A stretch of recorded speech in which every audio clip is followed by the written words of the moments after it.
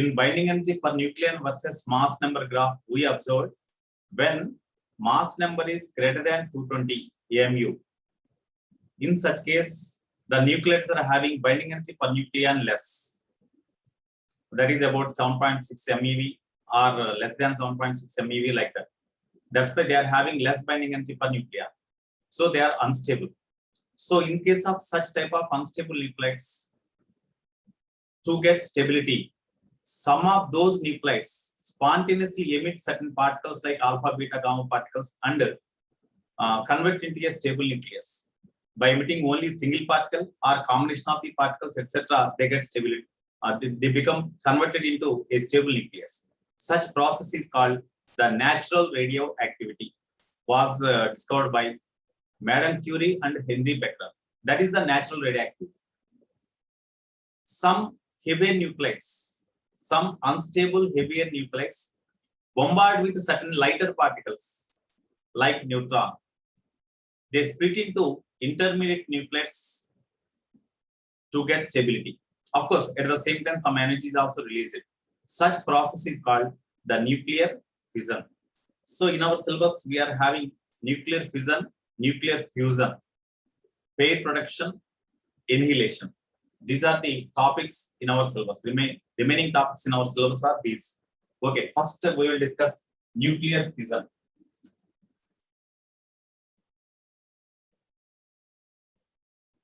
Nuclear fission.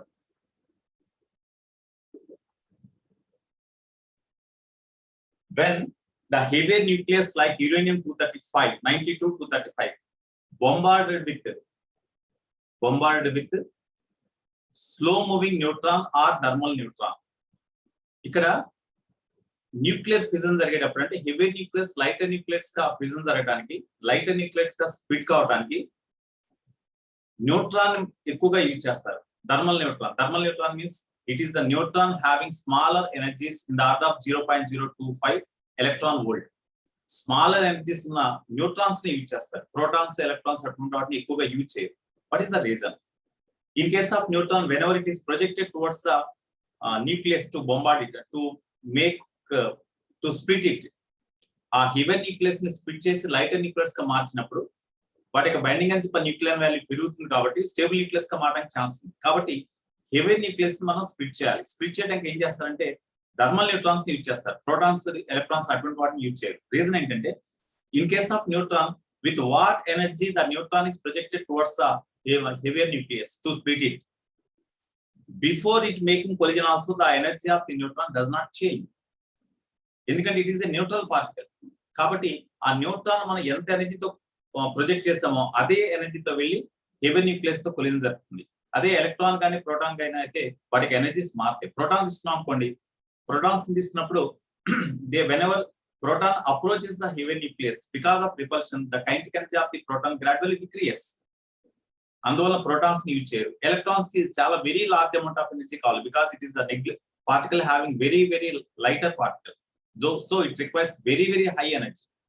That's why they don't prefer the proton electron, they prefer the neutron only. That's why neutron acts as the projectile to split the heavy nucleus into constituent heavy nucleus into intermediate nucleates in the fission process. So what is the fission?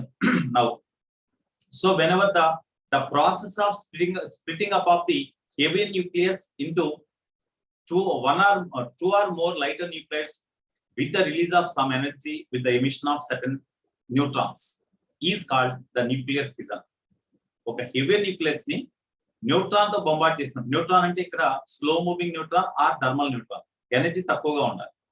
So whenever the heavy nucleus like uranium-235 is bombarded with thermal neutrons, then heavy nucleus split into intermediate nucleids with the release of 2 or 3 neutrons with the emission of some energy. Such process is called the nuclear fission. Our process is nuclear fission antam. Okay, so here in nuclear fission,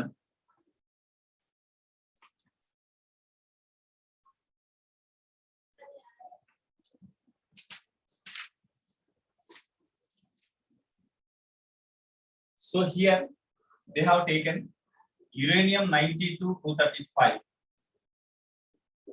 it is bombarded with slow moving neutron or thermal neutron. It is the thermal neutron. Thermal neutron means its energy is small, which is in the order of 0.025 electron volt. So thermal neutron, whose energy is in the order of 0.025 electron volt.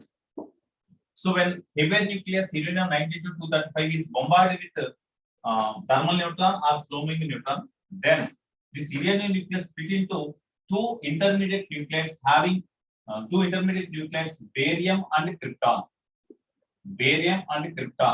Barium 56-141, krypton 36-92.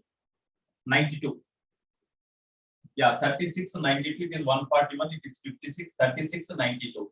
With the release of 3 neutrons, with emission of some energy 200 MeV approximately. So when uranium-92-235 is bombarded with thermal neutron, we already in the why neutron is preferred as the projectile to make fission in the heavier nucleus. If the neutron is a neutral particle cavity, before it making collision also, there is no repulsion or there is no attraction force. That's why before this neutron makes collision with the uranium nucleus here, the energy of the neutron remains constant. With the same energy only it makes collision with the uranium nucleus.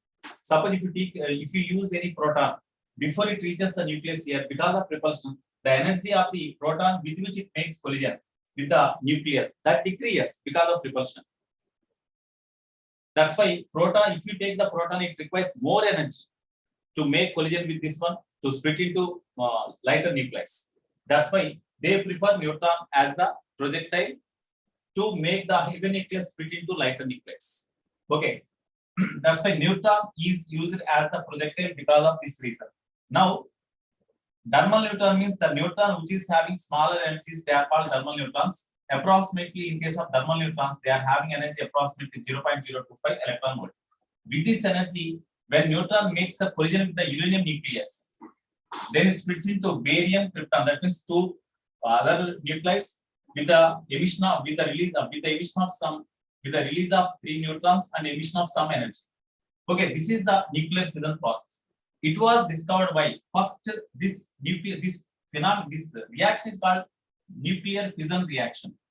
So this process of splitting up of the heavy nucleus into intermediate nuclides when bombarded with a thermal neutron or slow moving neutron with the release of some neutrons and emission of some energy is called the nuclear fission.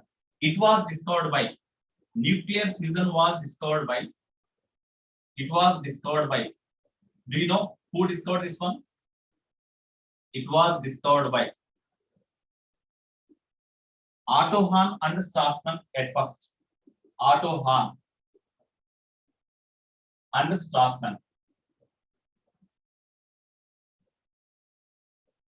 So the splitting up of the heavy nucleus into intermediate nuclides with the release of the emission of some neutrons and the release of some energy is called nuclear fission. It was discovered by Otto Hahn and Strassmann. Here, this Otto Hahn and Strassmann observed that when uranium-92-235 is bombarded with a thermal neutron having energy approximately 0.025 electron volt, then it splits into intermediate nuclides, barium and krypton, with the release of 3 neutrons. Actually, the number of neutrons released in this process is 2 or 3. Of course, in this reaction, there 3 neutrons are released with the emission of some energy 200 MeV, million electron volt. Okay, so this is the nuclear fission reaction. First, they observed. Here, these are the reactants and these are the products. Okay, here in this nuclear fission reaction, as the energy is released here, definitely there is a loss of mass. The mass of the reactants is greater than the mass of the products. Suppose the mass of the reactants is say M reactants. M reactants. Mass of the products is say M products. Here, definitely, whenever the nuclear fission takes place here, the mass of the reactants is greater than mass of the products. That's why there is loss of mass when nuclear fission takes place here. That loss of mass is a delta M, which is equal to this one. What here, because of fission here, whatever the loss of mass, according to Einstein's Maxwell's equivalence, the energy equivalent to that loss of mass is emitted in the form of radiation. having energy about 200 MeV. That's why how you can find the energy equivalent to this loss of mass? According to Einstein's mass energy equivalence, energy released is equal to E or Q. That is equal to, here this is Q. In general, it is a Q. Q is about 200 MeV. So E is equal to Q. That is equal to delta M into C square. We can write. If you are given this loss of mass in grams or kilograms, delta M C square we have to use to find the energy. If it is in AMU, that means atomic mass unit. As atomic mass unit symbol U తో కూడా represent చేస్తారండి, small u. Okay, ఇది ఒకవేళ AMU లో ఉంటే, atomic mass units లో ఉంటే, it in AMU అనుకుందాం. అప్పుడు ఇంటూ 931.5 లేదా 930 అని కూడా రాసుకోవచ్చు. లేదా 931 MeV approximately. ఇదండి approximate value అండి. This is the energy released. It is the energy equivalent to loss of mass when nuclear fission takes place here. As here there is a reaction takes place among the nuclides. This is called the nuclear reaction. That nuclear fission is the nuclear reaction, and in this nuclear reaction or nuclear fission, the energy released is equal to loss of mass into energy equivalent to 1 eV. This is the amount of energy released.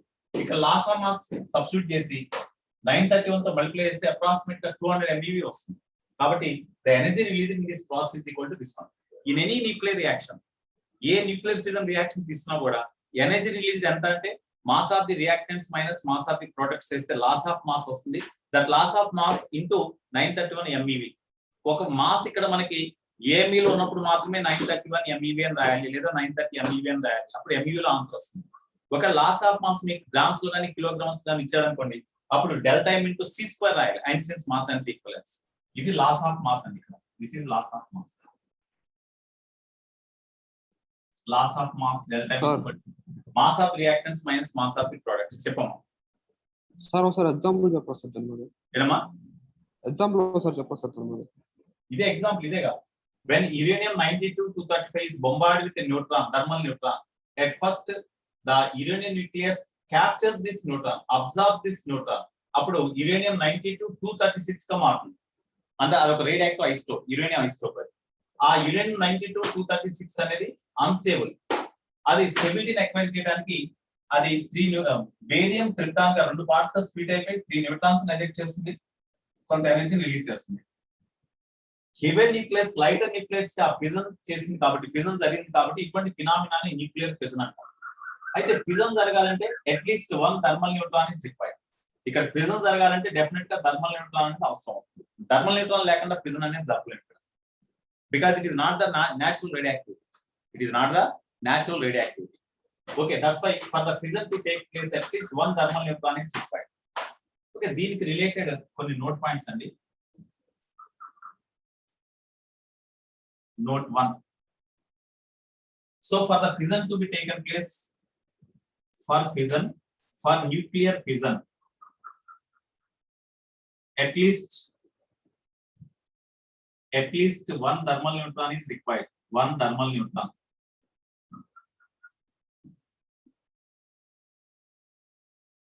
At least 1 thermal neutron is required. It is first point. Next, in this nuclear fission, the average number of neutrons released are 2 or 3 కదా. Average ఏమవుతుందంటే 2.5 అవుతుంది. అయితే 2.5 neutrons emit చేయలేదు కాబట్టి 2 neutrons కానీ 3 neutrons కానీ emit చేస్తుంది. కాబట్టి average number of neutrons released, average number of neutrons released in this process, average number of neutrons released in this process in nuclear fission, in nuclear fission are 2.5. Average number of neutrons released in this process are 2.5.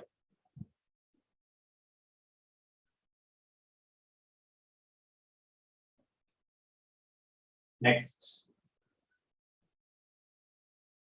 third one. In nuclear fission reaction, when uranium 92-235 is bombarded, in the uranium 235 fission, in uranium 235 fission, e example, in uranium 235 92-235 fission, the product nuclides are not same always. ఇక్కడ uranium 92-235 fission జరిగినప్పుడు products గా produce అయ్యే nucleus ఎప్పుడు bearing krypton ఉండాలని condition లేదు. That depends on the thermal energy associated with the neutron. అంటే ఈ collision జరిపే న్యూట్రాన్ కి ఎంత ఎనర్జీ ఉంది అనే దాని మీద ఇక్కడ ఏ న్యూక్లియస్ ప్రొడ్యూస్ అవుతాయి అనేది డిపెండ్ అవుతుంది. In general when uranium 92-235 is bombarded with thermal neutron, the product nuclides emitted are having atomic numbers in the range. In uranium 92-235, the product nuclides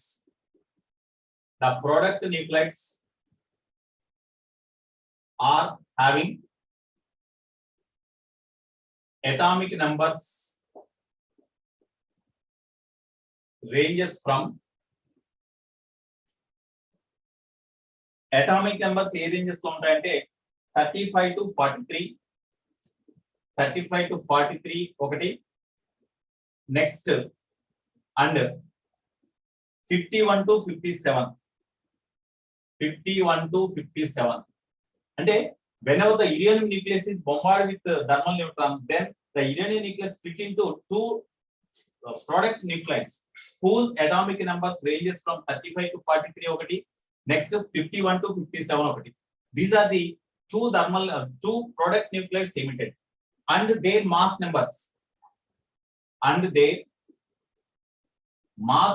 ranges from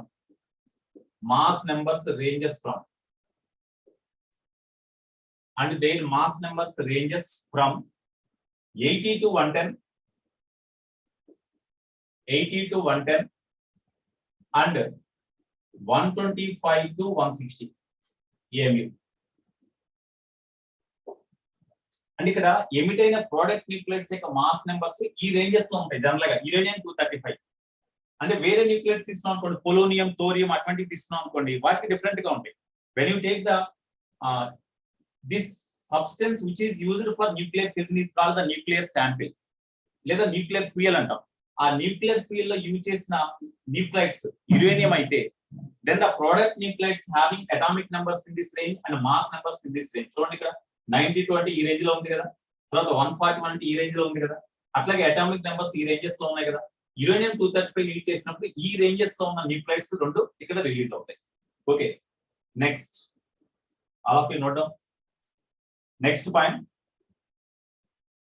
when nuclear fission takes place here in the loss of mass, there is a loss of mass now, so about 1% of the loss of mass is converted into energy. When fission takes place, the loss of mass which is converted into energy is 1%. And ikkada whenever the fission takes place, we have calculated the loss of mass now. ఈ loss of mass total mass తో compare చేసినప్పుడు 1% ఉంటుంది. కాబట్టి in fission loss of mass is about 1% of total mass of reactants. Loss of mass reactants యొక్క mass లో 1% ఉంటుంది loss of mass అనేది. Okay, that is another point. For fission to be taken place, thermal neutron is required. For fission, at least one thermal neutron is required. At least one thermal neutron. For fission, at least one thermal neutron is required.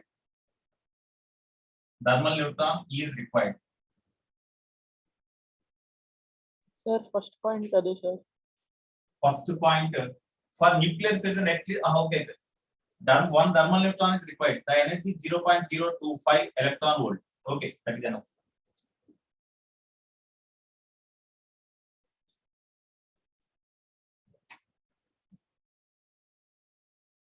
Okay, next average number of neutrons released already note chesam ikkada. Next, in this nuclear fission, whatever the sample taken, whatever the radioactive substance taken for fission, that is called nuclear fuel. That is called nuclear fuel. అది రాయాల్సిన అవసరం లేదండి.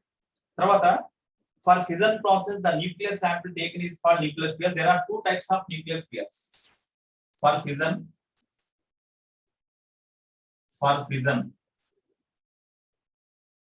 nuclear sample or nuclear substance, nuclear sample taken is called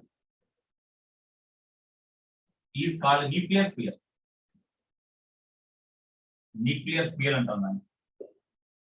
For fission, whatever the nuclear substance taken here is called the nuclear fuel. There are two types of nuclear fuels are there. There are two types of nuclear fuels are there. Fissile nuclides and fissionable nuclides. So first one,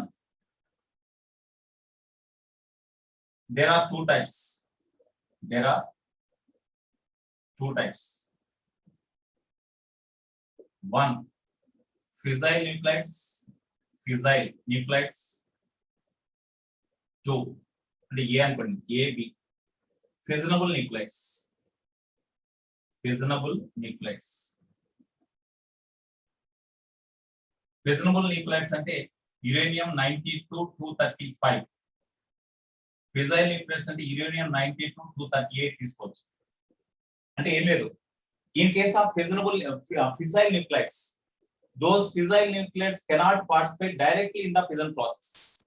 uranium 92-238 అనేది fission process లో direct గా participate చేయదు. First uranium 92-238 ని fast moving neutron, అంటే దానికి energy approximate గా 1 MeV, 1 million electron volt energy ఉన్న neutron తోటి దాన్ని ఫాస్ట్ మూవింగ్ న్యూట్రాన్ అంటారు. ఆ ఫాస్ట్ మూవింగ్ న్యూట్రాన్ తో బొంబార్డేట్ గా చేసినప్పుడు అది యురేనియం 92-235 గా మారుతుంది, అంటే ఫిజనబుల్ న్యూక్లైడ్ గా మారుతుంది, లేదా వేరే ఫిజనబుల్ న్యూక్లైడ్ గా మారుతుంది. మారి అది ఫిజనబుల్ న్యూక్లైడ్ గా మారిన తర్వాత అప్పుడు అది మళ్ళీ 2 or more ప్రోడక్ట్ న్యూక్లైడ్స్ గా స్ప్లిట్ అయి కొంత ఎనర్జీని రిలీజ్ చేస్తుంది. అప్పుడు ఫిజన్ జరిగేది. కాకపోతే in case of fissile nuclides, they are not directly participating in the fission reaction. At first, whenever the fissile nuclides are made to bombard with fast moving neutrons, then they split into fissionable nuclide and then fission takes place in them. Such type of nuclides which requires the large neutrons having higher energies, more energies, about in the energies in the order of 1 MeV. Such nuclides are called the fissile nuclides. Fissionable nuclides ante the nucleus which requires the thermal neutrons for fission to be taken place is called the fissionable nuclide. Atla fissionable nuclide, fissile nuclides and two types ఉంటాయి. ఈ రెండింటిని కూడా ఈ nuclear fission జరగడానికి use చేసే substances ఇవి. That's why these are called the nuclear fuel. Okay, next sir fissionable nuclides ఉండేది రాశారు. ఏంటమ్మా ఫిజనల్ న్యూక్లియైడ్స్ ఉండేది ఉంది సార్, 4B అది కింద సార్. ఇదా దానికంటే ముందు సార్, కొంచెం ముందు సార్, ఇది కింద సార్, కింద అది 4B సార్. అది AB అంటే first one is fissile nuclide, second one is fissionable nuclides. Fissionable nuclides. Okay, right. Next, arrange చేసే కదా.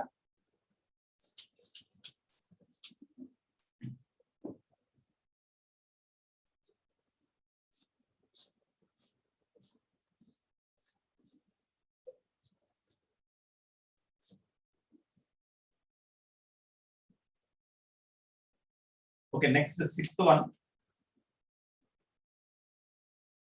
Suppose here, when iridium 92-235 is bombarded with the thermal neutron, it splits into barium krypton with the release of 3 neutrons and some energy.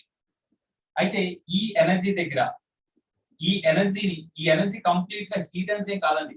In this energy, a part of this energy release maybe in the form of kinetic energy of the this product nuclides and some may be release in the form of radiation or heat energy. అట్లా ఉండొచ్చు. అయితే kinetic energy ఉంటుంది కదా, కాబట్టి because of this energy release here the neutrons produced here having more energy. వాటి యొక్క kinetic energy చాలా ఎక్కువ ఉంటుంది. That's why these are not thermal neutrons. These are the prompt neutrons or fast moving neutrons. Fast moving neutrons, they are not suitable for uranium 235 to undergo fission further. ఈ fast moving neutron తో bombarded గా చేస్తే ఈ uranium 235 fission జరగదు. ఒక example చెప్తా. Suppose there is a glass window. Glass window మీదకి మనం ఏదైనా ఒక స్టోన్ ని అగ్నిస్ట్ ద గ్లాస్ విండో స్లోగా త్రో చేసాం అనుకో, గ్లాస్ మొత్తం బ్రేక్ అయిపోతుంది. అదే చాలా ఫాస్ట్ గా త్రో చేసాం అనుకోండి, ఒక హోల్ ఫామ్ అయి స్టోన్ బయటకు వెళ్ళిపోతుంది. అంటే ఫాస్ట్ మూవింగ్ స్టోన్ వలన fast whenever the stone with greater kinetic energy project against the glass window. At the time, whenever the stone strikes the glass window, that stone cannot in contact with the glass window. That's why more time. The stone cannot be in contact with the glass window for more time, as it is projected with greater kinetic energy or greater speed.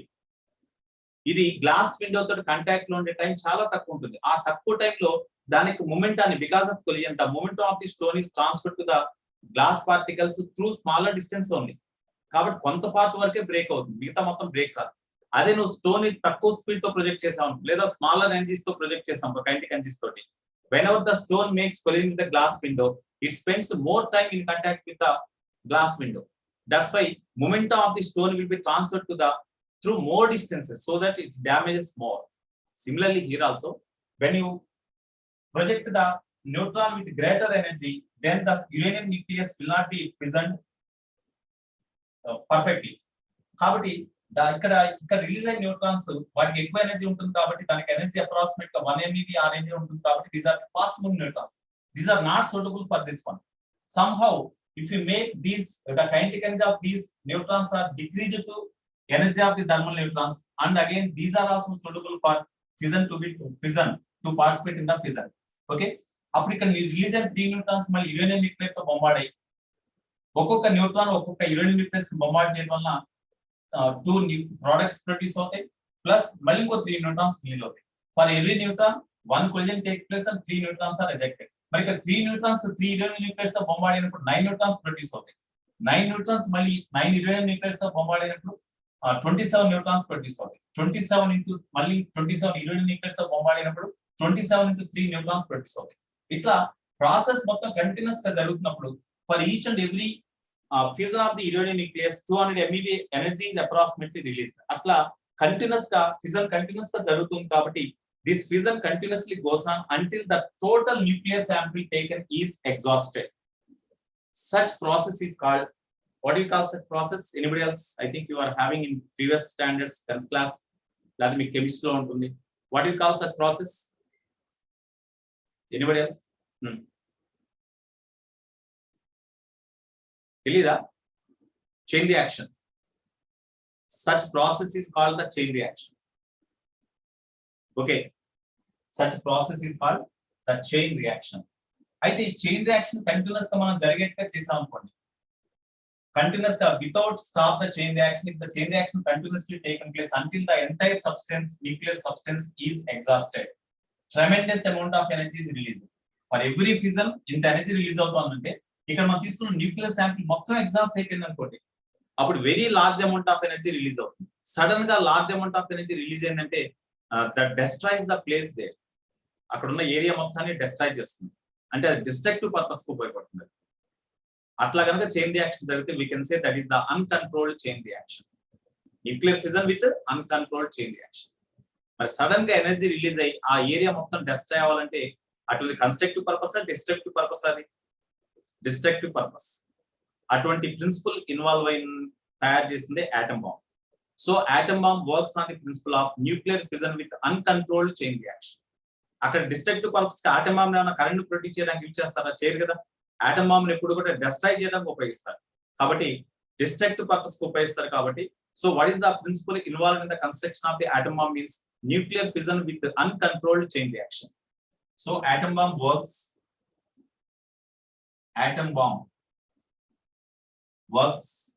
on nuclear fission with uncontrolled chain reaction. Nuclear fission with uncontrolled chain reaction. Uncontrolled chain reaction. తర్వాత అయితే ఇక్కడ nuclear fission with chain reaction జరుగుతున్నప్పుడు మనకి ఎప్పుడైతే energy కావాలో అప్పుడు stop చేసుకోవడం chain reaction, ఎప్పుడైతే ఎనర్జీ కావాలో అప్పుడు nuclear fusion with chain reaction జరిగేట్టుగా చూడటం. మనకి ఎనర్జీ అవసరం లేదు, ఇమీడియట్ గా చైన్ రియాక్షన్ స్టాప్ చేయాలి. అంటే when ever we need the energy at the time we can make the nuclear fusion with chain reaction started. When we do not require any energy, if you can control the chain reaction, if you can stop the chain reaction, then we can say that chain reaction is under our careful control. అంటే chain reaction మనకి ఎప్పుడైతే energy కావాలనుకున్నామో ఆ టైంలో energy produce చేయాలి, వద్దనుకుంటే ఆపేసేయాలి. అంటే chain reaction మన control ఉందనుకోండి, ఎనర్జీ కావాలనుకుంటే చైన్ రియాక్షన్ జరిగేట్టుగా చేస్తాం. If you need the energy we can continuous the chain reaction. If you do not require any energy, if you stop the chain reaction, then we can say chain reaction is under our careful control. ఈ principle ని base చేసుకుని nuclear reactor ని design చేశారు. Nuclear reactor or atomic pile. ఆ nuclear reactor లేదా atomic pile లో ఇక్కడ release అయ్యే ఎనర్జీ ఉంది కదా, దాన్ని న్యూక్లియర్ ఎనర్జీ అని కూడా అంటాం. ఆ రిలీజ్ అయ్యే న్యూక్లియర్ ఎనర్జీ ద్వారా ఎలక్ట్రికల్ పవర్స్ ని ప్రొడ్యూస్ చేయొచ్చు, కెనాల్స్ ని డిక్ చేయొచ్చు.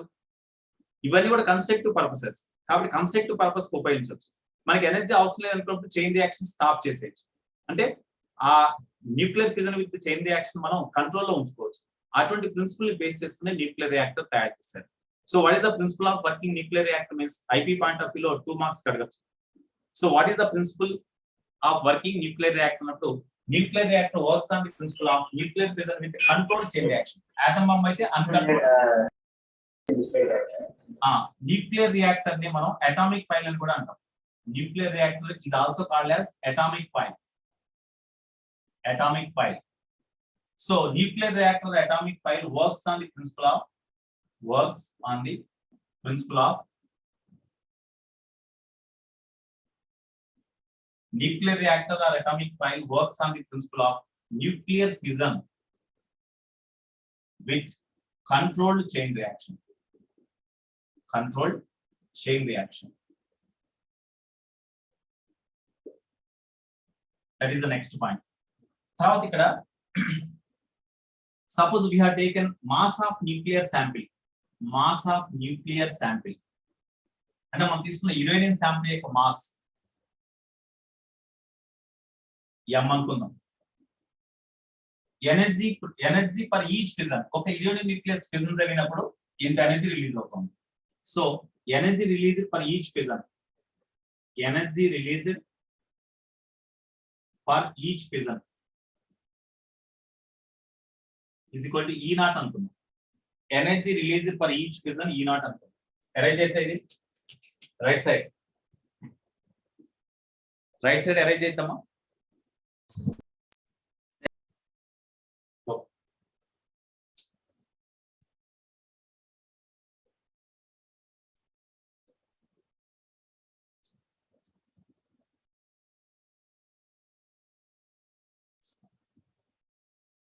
Energy released per each fission is equal to E naught.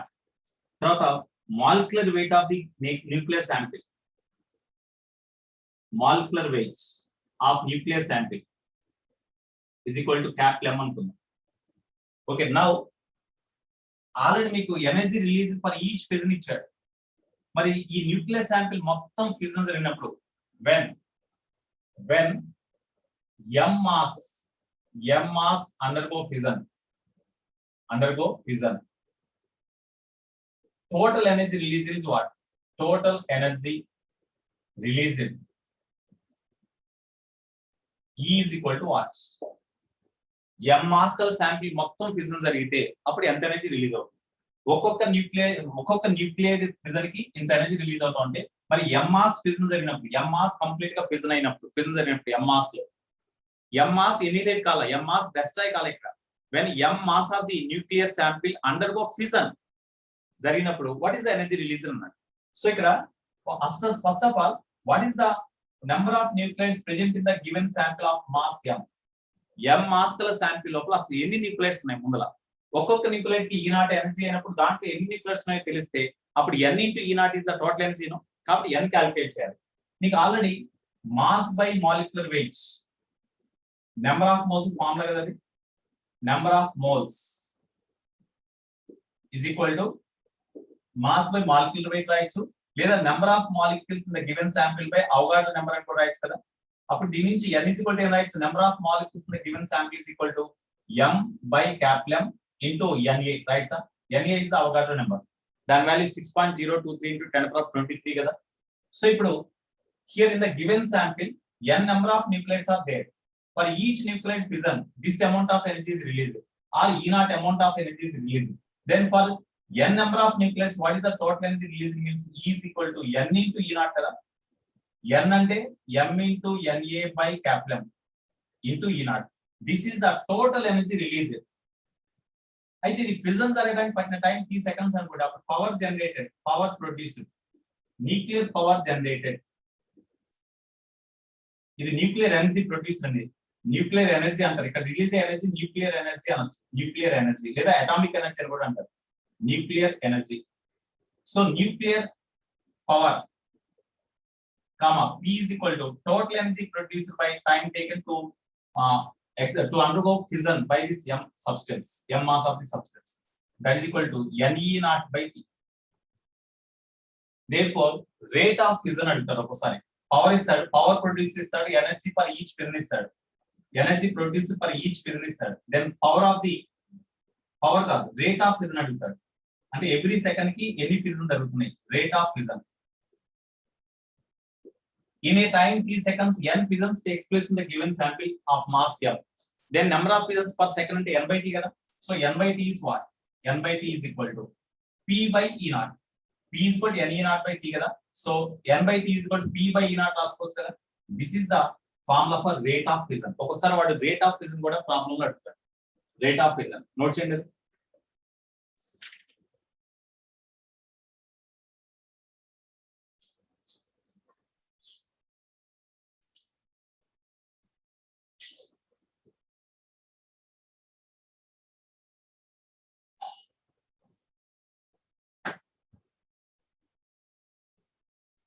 These are some important points related to nuclear fission. మన ప్రాబ్లమ్స్ మాక్సిమం ప్రాబ్లమ్స్ ఈ న్యూక్లియర్ ఫిజన్ లో ఈ formulas మీదే ఉంటాయి. తర్వాత దీంట్లో లాస్ ఆఫ్ మాస్ ఎంత పర్సెంటేజ్ ఉంటుందండి? whenever the nuclear fission takes place, in the total mass 1% of mass only lost and is converted into energy. మీకు లాస్ ఆఫ్ మాస్ క్యాల్కులేట్ చేసాం కదా, అది total mass of the reactants లో 1% ఉంటుంది. Already అక్కడ రాసినట్టు ఉంది ఇందాక నోట్ పాయింట్స్. అది కూడా important point. About 1% of mass of the reactants is converted into energy. లేదా 1% of mass of the reactants is destroyed and the equivalent energy is released in this nuclear fission process. Okay నాది arrange చేసేచ్చా? యువతల side ఉన్నాయి.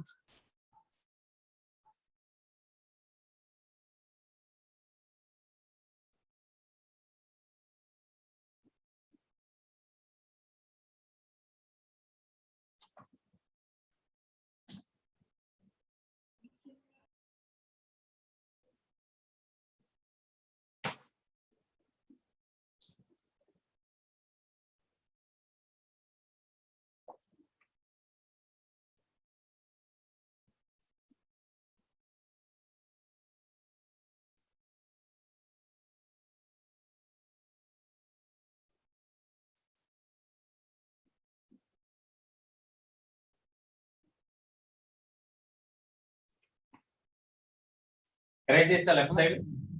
Sir left side arrange చేసేచ్చా? Sir right side ఉన్నాయి. Right side. Hello sir. చెప్పమ్మా. Sir nuclear reactor దేనికి use చేస్తారు sir? That is used to produce the energy. Nuclear ఎనర్జీని ప్రొడ్యూస్ చేయడానికి. న్యూక్లియర్ ఎనర్జీ అంటే వేరే ఎనర్జీ కాదు, న్యూక్లియర్ ఫిజన్ ప్రాసెస్ ద్వారా రిలీజ్ అయ్యే ఎనర్జీ న్యూక్లియర్ ఎనర్జీ అంటాం. That nuclear reactor is used to produce whenever energy is required. మనకి ఎప్పుడైతే ఎనర్జీ అవసరం అవుతుందో అప్పుడు nuclear fission with control chain reaction జరిగేట్టుగా చేసి ఎనర్జీని ప్రొడ్యూస్ చేస్తారు. With the help of that energy release we can produce the electrical power, we can dig the canals with the help of the energy to drive the ships. అటువంటి వాటికి ఎనర్జీని use చేస్తారు. అటువంటి cases లో nuclear reactors use చేస్తారు. తర్వాత moreover nuclear reactors are also used to produce the radioactive isotopes which are used in medical field, industries etcetera. Agriculture field లో కూడా న్యూక్లియర్ రేడియో యాక్టివ్ ఐసోటోప్స్ ఉపయోగిస్తారు. Medical field లో use చేస్తారు, industries లో use చేస్తారు. ఈ radio active isotopes produce చేయడానికి మనం న్యూక్లియర్ రియాక్టర్స్ ఉపయోగిస్తాం. అట్లాగే ఎనర్జీని ప్రొడ్యూస్ చేయడానికి కూడా న్యూక్లియర్ రియాక్టర్ ఉపయోగిస్తాం. మనకి ఎప్పుడైతే ఎనర్జీ అవసరం అవుతుందో అప్పుడు ఎనర్జీని ప్రొడ్యూస్ చేసుకుంటాం nuclear fission with control chain reaction use చేసి. వద్దు అనుకున్నప్పుడు చైన్ రియాక్షన్ స్టాప్ చేసేస్తాం, అప్పుడు న్యూక్లియర్ ఫిజన్ కూడా అయిపోతుంది. అట్లా కంట్రోల్ చైన్ రియాక్షన్ జరిగేట్టుగా చేయడానికి యూజ్ చేసే డివైసే న్యూక్లియర్ రియాక్టర్. స్టాప్ చేస్తుంది, ఏంటన్నా స్టాప్ చేస్తుంది సార్ రియాక్షన్. ఎట్లా అంటే చైన్ రియాక్షన్ స్టాప్ చేస్తుంది అంటారు కదా సార్, ఎలా సార్? ఇప్పుడు దాని వర్కింగ్ చూస్తాం న్యూక్లియర్ రియాక్టర్. మనకి సెకండ్ ఇయర్ లో nuclear reactor construction and working of the nuclear reactor very very important long answer question. అది simple question but long answer question, very very important. Almost all every year అడుగుతానే ఉన్నాడు.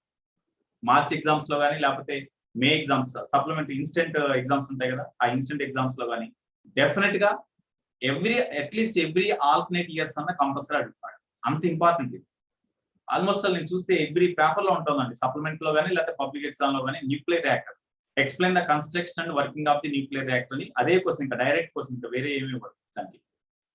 మీకు already మీకు notes కూడా పెట్టచ్చు, nuclear physics last లో ఉంటాయి ఆ క్వశ్చన్. ప్రీవియస్ క్వశ్చన్స్ ఎట్లా అడిగారు చూడండి, ప్రీవియస్ ఐపీ ఎగ్జామ్స్ లో అడిగిన question. Very very important. So let us see the construction and working of the nuclear reactor. Okay sir, మాకు ఐపీ సప్లిమెంటరీ ఎగ్జామ్స్ ఉంటాయి సార్ ఇప్పుడు ఫస్ట్ ఇయర్ కి.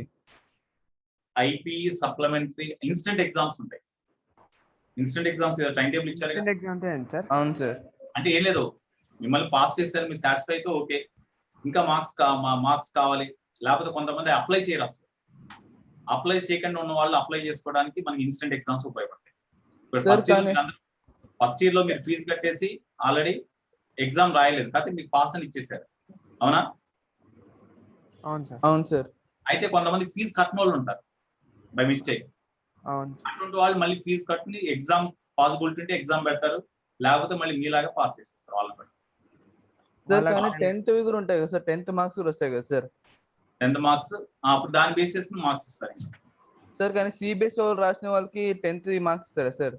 10th వాళ్ళకి అసెస్మెంట్ ఉంటాయి అమ్మా, కొన్ని మధ్యలో కొన్ని టెస్ట్లు ఉంటాయి. ఆ టెస్ట్ మార్క్స్ యావరేజ్ తీసుకుని దాన్ని బట్టి సార్. అదే ప్రీ ఫైనల్స్ అవి ఉంటాయి వాళ్ళకి. ఆ ప్రీ ఫైనల్స్ వాటిని బేస్ చేసుకుని లేదా హాఫ్ ఇయర్లీ కానీ ఆ ఎగ్జామ్స్ బేస్ చేసుకుని మార్క్స్ ఇస్తారు.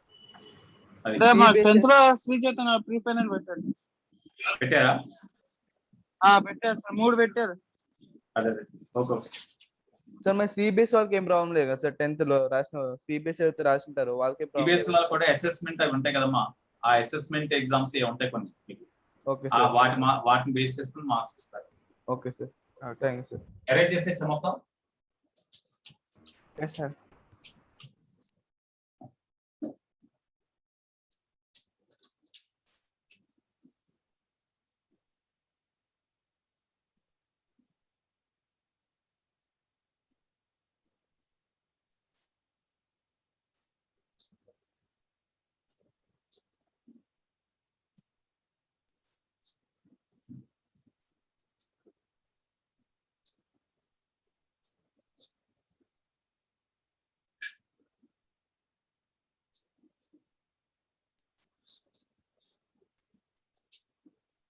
Okay, next nuclear reactor. ఇక్కడ ఎగ్జామ్ లో ఎట్లా ఇస్తున్నా అంటే explain the principle and working of the nuclear reactor with the help of the diagram. అదే ఇంకా క్వశ్చన్. ఇంకా this is only the SA question, ఇంకే వేరే ఏం అడగట్లా సార్. గూగుల్ క్లాస్ పోస్ట్ చేశారా సార్ ఇది? ఏంటన్నా? Google okay sir, thank you sir. ఇవాళ పోస్ట్ చేశాను చూడండి. Nuclear reactor, nuclear reactor or దీన్ని అటామిక్ ఫైల్ అని కూడా అంటాం. Atomic pile, nuclear reactor or atomic pile. What is the principle of working nuclear reactor? చెప్పండి, చెప్పాక already. Control chain reaction. It works on the principle of nuclear fission with controlled chain reaction. Nuclear fission with controlled chain reaction.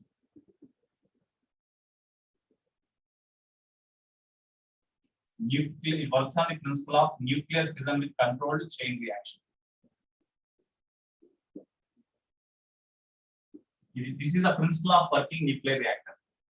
How we can control the chain reaction? వాటి గురించి discuss చేద్దాం. So ఇప్పుడు construction of the nuclear reactor. Construction of nuclear reactor. అయితే first of all, what are the important parts in the nuclear reactor? One, nuclear fuel. Nuclear fuel అంటే already ఇందాక చెప్పాను. The radioactive sample which is used for the fission to be taken place in them is called the nuclear fuel. So ఇక్కడ ఏ radioactive substance ని మనం nuclear fission జరగడానికి use చేస్తామో ఆ substance ని న్యూక్లియర్ ఫ్యూయల్ అంటాం. ఆ న్యూక్లియర్ ఫ్యూయల్ లో 2 types ఆఫ్ ఫ్యూయల్స్ ఉన్నాయి. ఫిజైల్ న్యూక్లైడ్స్, ఫిజనబుల్ న్యూక్లైడ్స్. ఫిజైల్ మెటీరియల్, ఫిజనబుల్ మెటీరియల్, 2 రకాలు ఆల్రెడీ మీకు ఇందాక అక్కడ చెప్పాను. కాబట్టి న్యూక్లియర్ ఫ్యూయల్ గా న్యూక్లియర్ ఫ్యూయల్,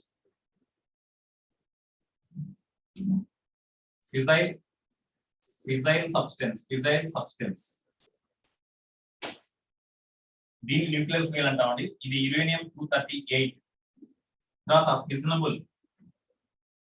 ఫిజనబుల్ సబ్స్టెన్స్ అంటే యురేనియం 235.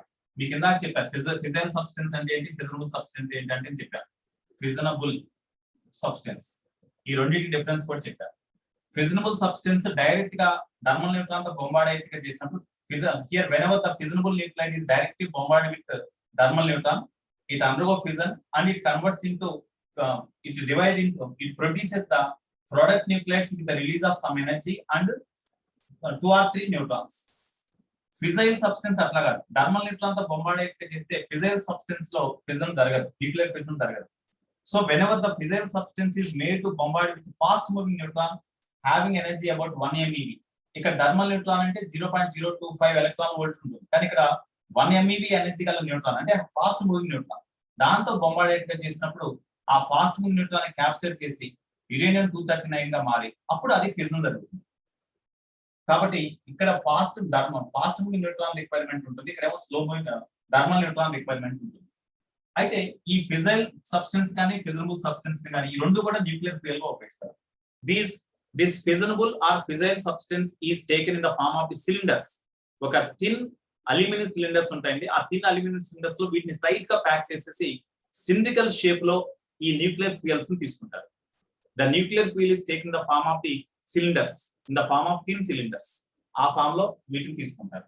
అది న్యూక్లియర్ ఫ్యూయల్ అండి. తర్వాత మోడరేటర్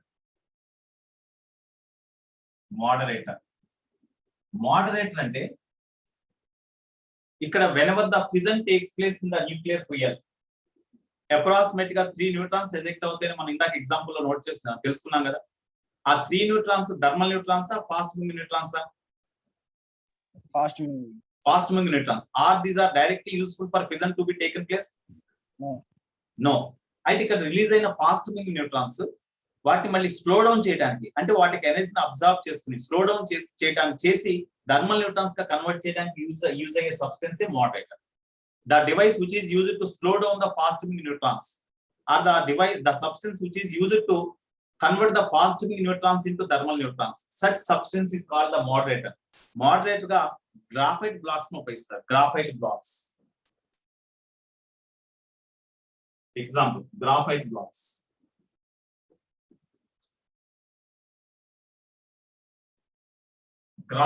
గ్రాఫైట్ బ్లాక్స్ ని యూజ్ చేయొచ్చు, లేకపోతే heavy water. Graphite blocks are heavy water అంటే deuterium oxide. Graphite blocks, heavy water. Deuterium oxide అంటే H2O కదా, ఇదేనా? Deuterium oxide heavy water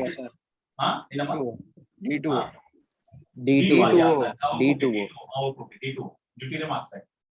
so H2 అంటే వాటర్ కదా, ప్యూర్ వాటర్ కదా. హెవీ వాటర్ అంటే D2O. So graphite blocks, heavy water, ఇటువంటి వాటిని మోడరేటర్స్ గా ఉపయోగిస్తారు. So moderators are the moderator is the substance used to slow down the fast moving neutron or it is the substance used to convert the fast moving neutron into thermal neutron is called the moderator. It slows down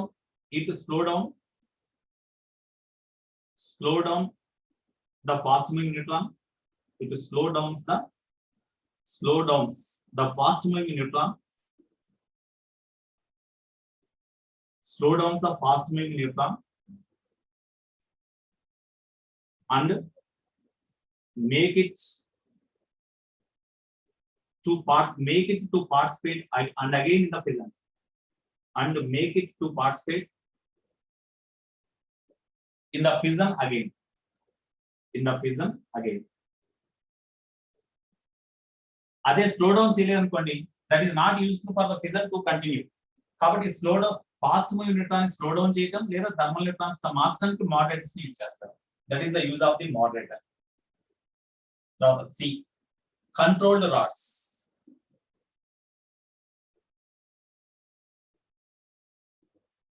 controlled rods ఏం చేస్తాయంటే they captures the neutrons. ఇక్కడ moderator లో protons ఉంటాయండి. ఆ ఇక్కడ nuclear fission జరిగినప్పుడు produce neutrons కి protons కి మధ్య కొలిజన్ జరిగినప్పుడు ఏ part of the energy of the neutrons are transfer to the protons and with the remaining energy only neutrons reflects back. కాబట్టి మోడరేట్ అనేది ఇక్కడ రిఫ్లెక్టర్ గా కూడా బిహేవ్ చేస్తుంది. మోడరేట్ అనేది న్యూట్రాన్ రిఫ్లెక్టర్స్ గా కూడా బిహేవ్ చేస్తాయి. స్లో డౌన్ చేస్తాయి ప్లస్ రిఫ్లెక్ట్ చేస్తాయి. ఓకే, కంట్రోల్ రాడ్స్ అంటే ఇక్కడ న్యూట్రాన్ ని డైరెక్ట్ గా క్యాప్చర్ చేస్తుంది. ఇక్కడ మోడరేటర్ క్యాప్చర్ చేయదు. న్యూట్రానిక్ ఎనర్జీని అబ్జర్వ్ చేస్తుంది, వాటికి ఎనర్జీని డిక్రీజ్ చేసి మళ్ళీ రిఫ్లెక్ట్ చేస్తుంది. కానీ ఇక్కడ మోడరేట్ అనేది దాని మీద ఇన్స్టెంట్ గా న్యూట్రాన్స్ క్యాప్చర్ చేసేస్తుంది. అంటే ఇక్కడ ఈ క్యాడ్మియన్ కంట్రోల్ రాడ్స్ కి వెయిట్ ఉపయోగిస్తారు అంటే క్యాడ్మియన్ రాడ్స్ ఉపయోగిస్తారు. క్యాడ్మియన్ రాడ్స్ మీద ఇక్కడ న్యూక్లియర్ ఫిజన్ జరిగినప్పుడు న్యూక్లియర్ రియాక్టర్ లో అక్కడ ఎజెక్ట్ అయిన న్యూట్రాన్స్ ఉంటాయి కదా, ఆ న్యూట్రాన్స్ ఈ క్యాడ్మియన్ రాడ్స్ ద్వారా పాస్ చేసినప్పుడు క్యాడ్మియన్ రాడ్స్ లో ఉన్న న్యూట్రాన్స్ కు గురించి జరిపి ఇమీడియట్ గా ఆ న్యూట్రాన్ అబ్జర్వ్ చేసుకుంటుంది. అంటే న్యూట్రాన్ రెస్ట్ లోకి వచ్చేట్టుగా చేసేస్తుంది. కాబట్టి వాటికి number of neutrons in the nuclear fission decrease అయిపోతాయి. అంటే ఇక్కడ న్యూట్రాన్ క్యాప్చర్ చేస్తుంది. So it makes the number of neutrons that can participate in the nuclear fission reaction will be controlled by these rods. కాబట్టి వాటిని control rods అన్నాం. Control rods కి example దేను అంటే ఇక్కడ it captures the neutrons. It captures the neutrons that can participate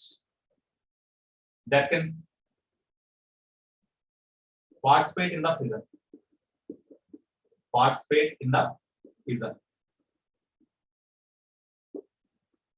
It captures the neutrons that can participate in the fission process. Fission process. మరి fission లో participate చేసే neutrons capture చేస్తుందంటే fission జరగడానికి అవసరం ఈ న్యూట్రాన్స్ యొక్క నెంబర్ డిక్రీజ్ అయిపోతుంది కదా. డిక్రీజ్ అయిపోయింది అంటే ఇంకా ఫిజన్ జరగదు, చైన్ రియాక్షన్ జరగదు. అంటే చైన్ రియాక్షన్ కంట్రోల్ లో ఉంచినట్లే కదా. కాబట్టి control rods can control the chain reaction. Control rods దేని ఉపయోగిస్తారంటే cadmium rods example. Cadmium rods ఈ క్యాడ్మియన్ రాడ్స్ ని కంట్రోల్ రాడ్స్ గా యూజ్ చేస్తారు. తర్వాత boron rods. So the material that can observe the neutrons are used to control the nuclear chain reaction is called control rod. Cadmium or boron rods are used for this purpose. Okay. Right. Next, D. Coolant. ఇక్కడ nuclear అంటే ఇవన్నీ important parts అండి. Important parts అయిపోయిన తర్వాత ఆ nuclear reactor ఎట్లా ఉంటుంది అనేది దాని డయాగ్రామ్ డ్రా చేసి ఎట్లా వర్క్ చేస్తుంది అనేది డిస్కస్ చేద్దాం. ముందు అసలు ఏ ఇంపార్టెంట్ పార్ట్స్ యూజ్ చేస్తారు దాంట్లో వాటి గురించి డిస్కస్ చేస్తాం. ఇక్కడ coolant. Whenever the nuclear fission with the chain reaction with the controlled chain reaction takes place in the nuclear reactor, fission జరుగుతుందిగా, చైన్ రియాక్షన్ జరుగుతుంది కాబట్టి ఎనర్జీ రిలీజ్ అవుతుంది కదా. ఆ రిలీజ్ అయిన ఎనర్జీలో హీట్ ఎనర్జీ కూడా ఉంటుంది. సో ఆ హీట్ ఎనర్జీ వలన the nuclear reaction gets heated. దాంట్లో తీసుకున్న న్యూక్లియర్ శాంపిల్ హీట్ ఎక్కువ ఉంటుంది. సో ఆ హీట్ ని ఎప్పటికప్పుడు బయటకి ఎక్స్ట్రాక్ట్ చేయాలి కాబట్టి కూలెంట్ సర్క్యులేషన్ ఉంటుంది. కూలెంట్ అంటే it is the liquid circulation. Liquid fluid గా చేస్తారు న్యూక్లియర్ రియాక్టర్ చుట్టూ. ఆ లిక్విడ్ యొక్క స్పెసిఫిక్ హీట్ చాలా ఎక్కువ ఉంటుంది. లిక్విడ్ యొక్క స్పెసిఫిక్ హీట్ ఎక్కువ ఉన్నప్పుడు even it absorbs the more heat energy, the rising temperature of that liquid is less. The substance which is used to extract the heat energy from the nuclear reactor is called the coolant. A substance అయితే మనం nuclear reactor లో produce అయిన heat అనేది extract చేయడానికి లేదా absorb చేసుకోవడానికి use చేస్తామో దాన్ని కూలెంట్ అంటాం మనం. ఆ కూలెంట్ యొక్క క్యారెక్టరిస్టిక్ ప్రాపర్టీ ఏంటంటే it's characteristic property is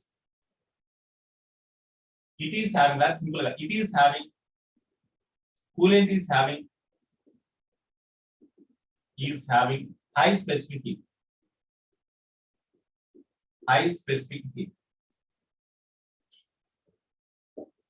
Coolant is having high specific heat. Okay, daniki example, water at high pressure, molten sodium. Example, molten sodium అంటే లిక్విడ్ స్టేట్ లో ఉన్న సోడియం, మోల్టెన్ సోడియం, దీనికి specific ఎక్కువగా ఉంటుంది. Molten sodium, okay, water at high pressure, ఎందుకంటే whenever the pressure actually at normal pressure or at atmospheric pressure, అంటే 1 atmospheric pressure దగ్గర what is the boiling point of water? At atmospheric pressure what is the boiling point of water? 100 degrees Celsius. 100 degrees centigrade. ఆ water మీద పనిచేసే pressure increase చేస్తాం అనుకోండి, boiling point more than 100 అవుతుంది. 130 pressure cooker ఉంది కదా, pressure cooker లో pressure on the water increase అవుతుంది, దానివల్ల దానికి బాయిలింగ్ పాయింట్ 130 degrees సెంటిగ్రేడ్ ఆ టైప్ లోకి మారుతుంది. అంటే ప్రెషర్ ఇంక్రీజ్ అయితే బాయిలింగ్ పాయింట్ కూడా ఇంక్రీజ్ అవుతుంది కాబట్టి తొందరగా ఎవాపరేట్ కాదు. అందుకనే ప్రెషర్ కుక్కర్ లో even small quantity of water is taken, it is enough to cook the food. Okay, so water at high pressures. So these are the substances used in the nuclear reactor to extract the heat energy. That's why these are called coolants. అట్లాగే మన car battery, car radiators లో కూడా coolant use చేస్తారు. ఎందుకంటే engine run అవుతున్న కొద్దీ heat produce అవుతుంటుంది. ఆ హీట్ ని ఎప్పటికప్పుడు ఎక్స్ట్రాక్ట్ చేయడానికి కార్స్ లో కూడా మనం కూలెంట్ యూజ్ చేస్తాం. మన గ్రీన్ కలర్ లో అట్లా ఉంటాయి లిక్విడ్, ఐడియా ఉంటుంది, చూసే ఉంటారు, అది కూడా coolant. Okay, so coolants are used to extract the heat energy produce. That is the advantage, importance of the coolant. Next, reflector.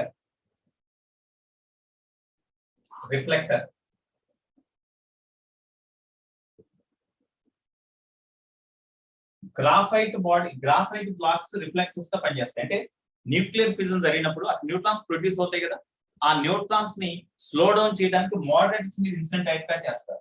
అక్కడ కొంత ఎనర్జీని లాస్ అయిన తర్వాత ఈ మోడరేటర్స్ మళ్ళీ ఆ మోడరేటర్స్ తో కూలింగ్ జరిగిన తర్వాత మళ్ళీ న్యూట్రాన్స్ బ్యాక్ రిఫ్లెక్ట్ అవుతాయి.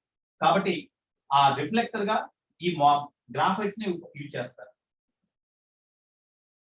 Graphite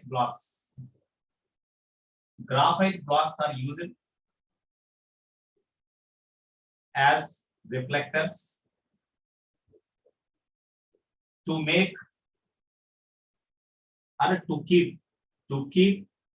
escaping neutrons into the reactor.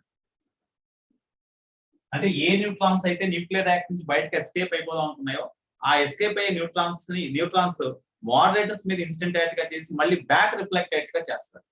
So that is the advantage of the reflectors. తర్వాత ప్రొటెక్టివ్ షీల్డింగ్.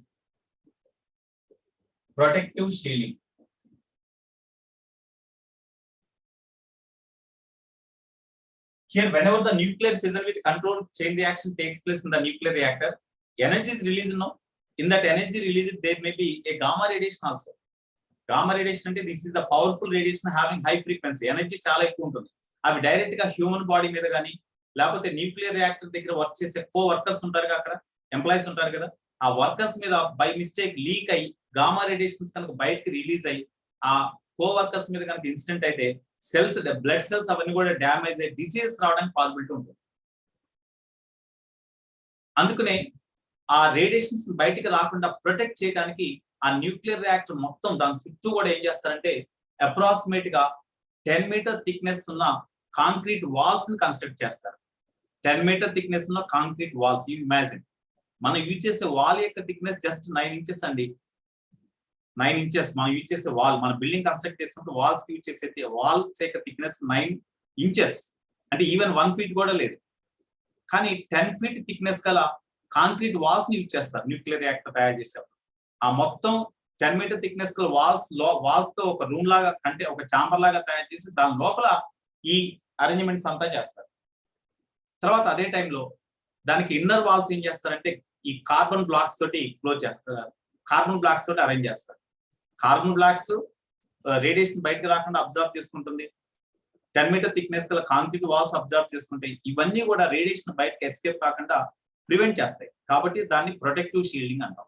ఆ ప్రొటెక్టివ్ షీల్డింగ్ గా కాంక్రీట్ వాల్స్, కార్బన్ బ్లాక్స్ వీటన్నిటిని కూడా యూజ్ చేస్తారు. Because of these concrete walls, carbon blocks, these prevents the radiations released in this process which are harmful to the human body are protected to escape from outside.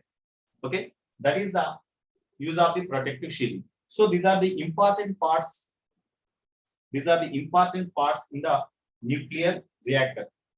So suitable shielding is provided around the nuclear reactor to absorb and reduce the intensity of the radiations emitted.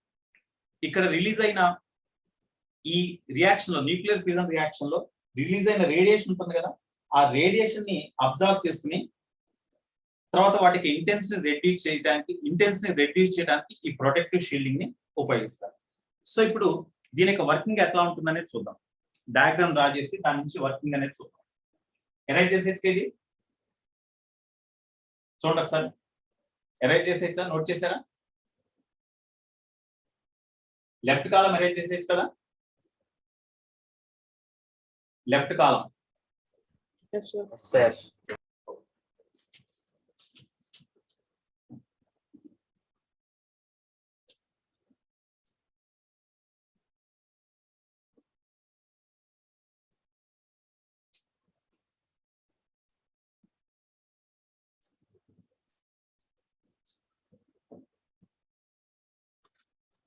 ఒక simple diagram ఇచ్చేయండి, ఆ simple diagram మీకు మార్చారు.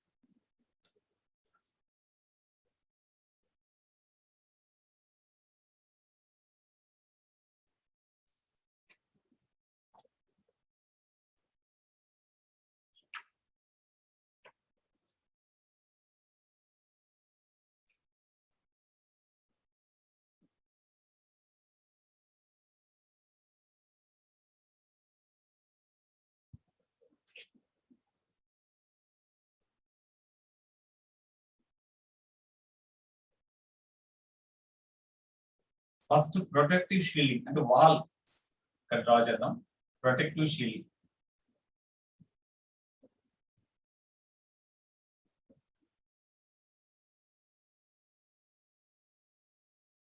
ఇది 10 metre thickness గల concrete wall with carbon surfaces.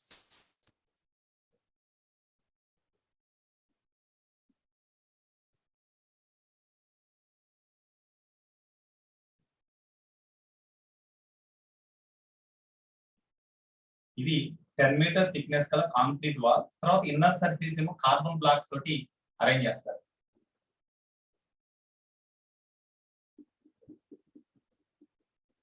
ఇది protective shielding. This is concrete wall. Concrete wall or protective shielding. Protective shielding. ఇక్కడ protective shielding అంటే కాంక్రీట్ వాల్ విత్ కార్బన్ లేదా graphite, carbon or graphite layer. అది protective shielding గా ఉపయోగపడుతుంది. ఇది graphite లేదా carbon తో తయారు చేయబడిన లేయర్.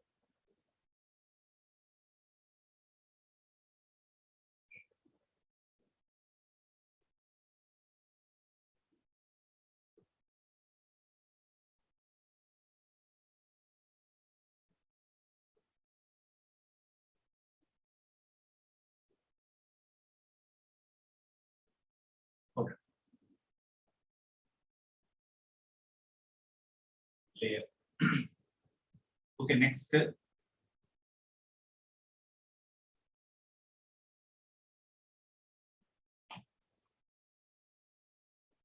ఇదంతా కూడా కార్బన్ బ్లాక్స్ తో ఫిల్అప్ చేసేస్తారండి. కార్బన్ బ్లాక్స్ తో ఫిల్అప్ చేసేసి ఇది మొత్తం కార్బన్ బ్లాక్స్ ఉంది.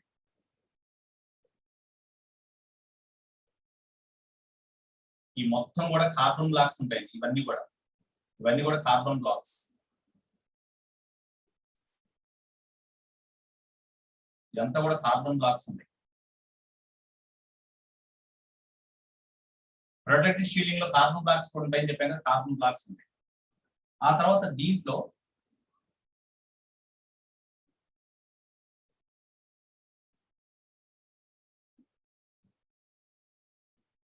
కూలెంట్ సర్క్యులేషన్ ఉంటుంది. కూలెంట్ సర్క్యులేషన్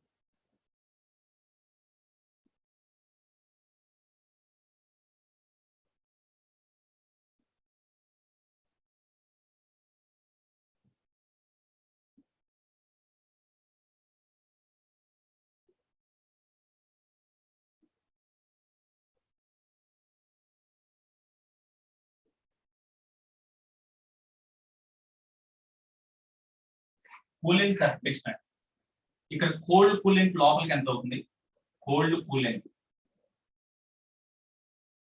హాట్ కూలెంట్ ఏమో బయటకి, అంటే ఇక్కడ కోల్డ్ కూలెంట్ దీంట్లో సర్క్యులేటెడ్ చేసి ఇట్లా చేయడం వల్ల లోపల రిలీజ్ అయిన హీట్ అని తీసుకుని అబ్జర్వ్ చేసుకుంటే అంటే ఎక్స్ట్రాక్ట్ చేస్తుంది. ఎక్స్ట్రాక్ట్ చేసుకుని హాట్ కూలెంట్ బయటకు వచ్చేస్తుంది. హాట్ కూలెంట్ ఇదంతా కూడా కోల్డ్ కూలెంట్ యొక్క సర్క్యులేషన్. దీంట్లో అంతా ఉండేది కూడా కూలెంట్ యొక్క సర్క్యులేషన్.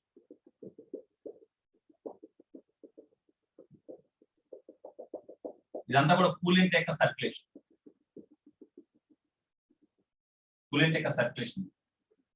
ఓకే, ఇది అరేంజ్ చేసేసి ఈ పార్ట్ అరేంజ్ చేయొచ్చా?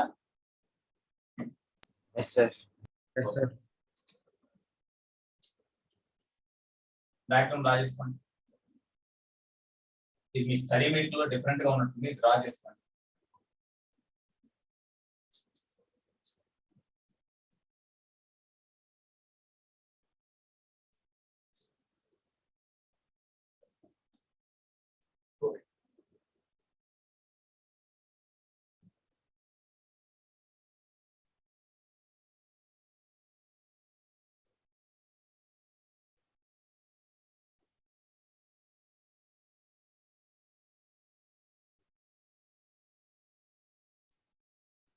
ఇది కోర్ పార్ట్ అండి. కోర్ పార్ట్ అంటే న్యూక్లియర్ ఫ్యూయల్ ఉండే పార్ట్. ఇది ఇదంతా కూడా న్యూక్లియర్ ఫ్యూయల్ ఉంటుంది. ఈ న్యూక్లియర్ ఫ్యూయల్ ఏం చేస్తారంటే ఒక సిలిండర్స్ ఫామ్ లో తీసుకుంటారు ఇట్లా.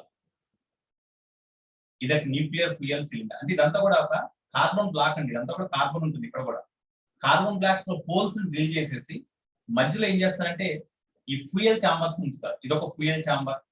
ఇట్లా number of fuel chambers use చేస్తారు.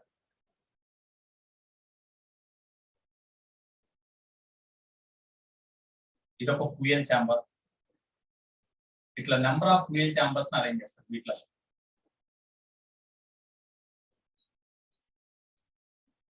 ఇవన్నీ కూడా fuel chambers. All these are fuel chambers. Fuel chamber అంటే మన యురేనియం 235 కానీ యురేనియం 238 కానీ ఉంది కదా, ఆ యురేనియం 235 సబ్స్టెన్స్ ని ఇక్కడ aluminium light thin aluminium cylinders లో ఆ ఫ్యూయల్ న్యూక్లియర్ ఫ్యూయల్ ని టైట్ గా ప్యాక్ చేసి సిండికల్ ఫార్మ్స్ లో అరేంజ్ చేసి తయారు చేసి వాడిని ఆ ఫ్యూయల్ ఛాంబర్స్ ని ఇక్కడ అరేంజ్ చేస్తారు. In between any two fuel chambers there is a gap. Okay, ఆ గ్యాప్ మధ్యలో ఇదంతా కూడా గ్రాఫైట్ బ్లాక్ లేదా కార్బన్ బ్లాక్స్. ఇవి మోడరేటర్స్ గా బిహేవ్ చేస్తాయి. All these behaves like moderator. ఇది చుట్టూ ఉన్న సర్ఫేస్ మొత్తం కూడా మోడరేట్ గా బిహేవ్ చేస్తుంది. మధ్యలో స్పేసింగ్ ఉంటుంది. ఆ స్పేసింగ్ లోకి ఏం చేస్తారంటే ఈ కంట్రోల్ రాడ్స్ అని చెప్పే కదా, క్యాడ్మియన్ రాడ్స్ లేదా కంట్రోల్ రాడ్స్, ఆ కంట్రోల్ రాడ్స్ ఇన్సర్ట్ చేస్తారు. Controlled rods.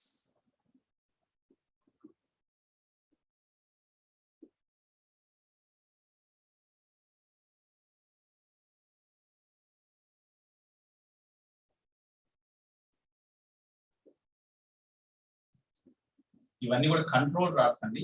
ఈ కంట్రోల్ రాడ్స్ ని ఇక్కడ అరేంజ్ చేస్తారు. We can move the control rods into the chamber, into the nuclear reactor, or you can move outwards or inwards. In such arrangement is there.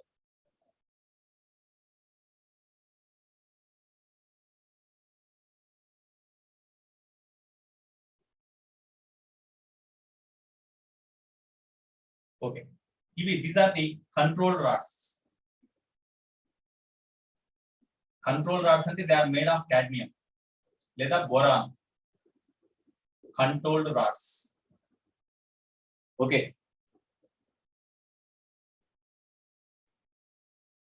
వీటిని cadmium rods అని కూడా అంటారు. Cadmium rods, control rods are cadmium rods. సరే, ఇక్కడ hot coolant circulation, cold coolant circulation. Cold coolant లోపలికి ఎంత అవుతుంది, hot coolant బయటకు వస్తుంది. Fuel, moderator, concrete wall. Concrete wall అంటే ప్రొటెక్టివ్ షీల్డింగ్, ఇది వచ్చేసింది. ఇంకా అన్ని వచ్చేసినాయిగా, అన్ఇంపార్టెంట్ పార్ట్స్ వచ్చినాయిగా. ఇది ఫ్యూయల్. ఫ్యూయల్ చాంబర్స్ అని రాసాం కదా మనం, ఫ్యూయల్. ఓకే, సో ఇది this is the construction of the nuclear reactor. అయితే ఇక్కడ ఓకే, ఇప్పుడు దీని వర్కింగ్ ఎట్లా వస్తుందో 1 by 1 డిస్కస్ చేద్దాం. Here we see working. Construction ఏంటంటే, here this nuclear reactor consists of concrete wall having thickness about 10 meter. This concrete wall acts as a protective shielding. Whenever the nuclear fission with chain controlled chain reaction takes place here, whatever the energy released, in that energy released there may be harmful radiation also, like gamma radiation. ఆ harmful radiation లేదా gamma radiation absorb చేసుకోవడానికి ఇక్కడ 10 meter thickness గల concrete walls ఉంటాయి. తర్వాత carbon blocks కూడా ఉంటాయి. ఇవన్నీ కూడా కార్బన్ బ్లాక్స్, ఇవన్నీ ఉంటాయి. కాబట్టి suppose if any harmful radiations are released here like gamma radiation, they are absorbed by this concrete wall or carbon blocks. అట్లా ప్రొటెక్టివ్ షీల్డింగ్ ఉంటుంది దీని చుట్టూ. తర్వాత దీని చుట్టూ కూడా ఈ న్యూక్లియర్ రియాక్టర్ లోపల ఉన్న ఫ్యూయల్ ఛాంబర్ ఉంది కదా, ఇదంతా కూడా ఫ్యూయల్ ఉన్న ఛాంబరే కదా. ఈ ఫ్యూయల్ ఛాంబర్ చుట్టూ కూలెంట్ సర్క్యులేషన్ ఉండడానికి వీలుగా ఒక అరేంజ్మెంట్ ఉంటుంది. కోల్డ్ కూలెంట్ లోపలికి ఎంత అవుతుంది, cold coolant entering to the chamber and they circulated over the core region in which nuclear fuel undergo fission. ఆ తర్వాత ఇక్కడ రిలీజ్ అయిన హీట్ అనేది ఎక్స్ట్రాక్ట్ చేసుకుని ఆ కోల్డ్ కూలెంట్ మళ్ళీ బయటకు ఎగ్జిట్ అవడానికి వీలుగా ఇక్కడ ఒక ఎగ్జిట్ కూడా ఉంటుంది. Through exit hot coolant comes out and through inlet here the cold coolant enters. అట్లా ఇక్కడ న్యూక్లియర్ ఈ కోర్ పార్ట్ లో nuclear fission with control chain reaction జరిగినప్పుడు అక్కడ రిలీజ్ అయ్యే హీట్ అనేది ఎక్స్ట్రాక్ట్ చేయడానికి కోల్డ్ కూలెంట్ సర్క్యులేషన్ ఉంటుంది. దీని చుట్టూ కూడా, కోర్ చుట్టూ కూడా around the core part there is a coolant circulation is there. That coolant extract the heat and exit comes out through the exit. ఇక్కడ ఎగ్జిట్ అయిన హాట్ కూలెంట్ నుంచి హీట్ అనేది అబ్జార్బ్ చేసుకుని దాని ద్వారా వాటర్ ని ఎవాపరేటెడ్ గా చేసి స్టీమ్ ప్రొడ్యూస్ చేస్తారు. ఆ స్టీమ్ తోటి టర్బైన్స్ రన్ అయ్యేట్టుగా చేస్తారు. టర్బైన్స్ ఎప్పుడైతే రన్ అయినాయో, రొటేట్ అయినాయో, అక్కడ ఎలక్ట్రిసిటీ ప్రొడ్యూస్ అవుతుంది. కాబట్టి ఇక్కడ ఎమిట్ అయిన హీట్ ఎనర్జీని ఎలక్ట్రిసిటీ ప్రొడ్యూస్ చేయడానికి యూజ్ చేస్తారు. ఎలక్ట్రిసిటీ వల్ల నెంబర్ ఆఫ్ యూస్ కదా. ఇంకా to dig the canals we use the machinery. ఆ మిషనరీ ఎలక్ట్రికల్ పవర్ తోటి వర్క్ చేస్తుంది. ఎలక్ట్రికల్ పవర్ తోటి మనం ఎలక్ట్రిసిటీని ప్రొడ్యూస్ చేసి అన్ని కన్జంప్షన్ కి, డొమెస్టిక్ పర్పసెస్ కి, ఇండస్ట్రీస్ కి అన్నిటి కూడా మనం సప్లై చేయొచ్చు. ఇది తక్కువ కాస్ట్ లో మనం ఎక్కువ ఎలక్ట్రికల్ ఎనర్జీని ప్రొడ్యూస్ చేయొచ్చు. అదే థర్మల్ పవర్ స్టేషన్ కానీ హైడ్రో పవర్ స్టేషన్ కూడా చీపేనండి. థర్మల్ పవర్ స్టేషన్ మళ్ళీ ఎక్స్పెన్సివ్. థర్మల్ పవర్ స్టేషన్ అంటే ఎక్స్పెన్సివ్. దాని కోల్ బర్న్ చేసి హీట్ ప్రొడ్యూస్ చేసి హీట్ ద్వారా వాటర్ ని స్టీమ్ గా కన్వర్ట్ చేసి దాని ద్వారా టర్బైన్స్ రన్ చేస్తారు. అది కూడా ఎక్స్పెన్సివ్. కానీ nuclear reactor somewhat cheap compared with other. కాబట్టి న్యూక్లియర్ పవర్ స్టేషన్స్ ఎక్కువగా మనం కన్స్ట్రక్ట్ చేసుకుంటే మనకి ఎలక్ట్రికల్ పవర్ మనం తక్కువ కాస్ట్ ప్రొడ్యూస్ చేయొచ్చు. కాకపోతే దీన్ని ఎక్కువగా యూజ్ చేయరు, ఎందుకంటే దీనివల్ల హార్మ్ఫుల్ రేడియేషన్ ప్రొడ్యూస్ అవుతాయని చెప్పారు కదా, లైక్ గామా రేడియేషన్. అవి ఒకవేళ బై మిస్టేక్ లీక్ అయితే చుట్టూ ఉన్న ఎన్విరాన్మెంట్ మొత్తాన్ని డ్యామేజ్ చేస్తుంది.